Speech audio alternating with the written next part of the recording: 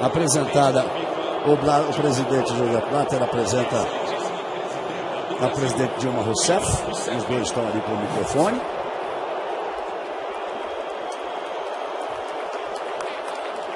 Algumas vaias a presidente da República.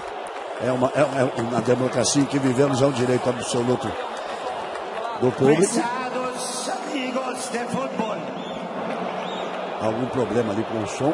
Prezados amigos de futebol a Brasília. Aonde está o respeito e o fair play, por favor?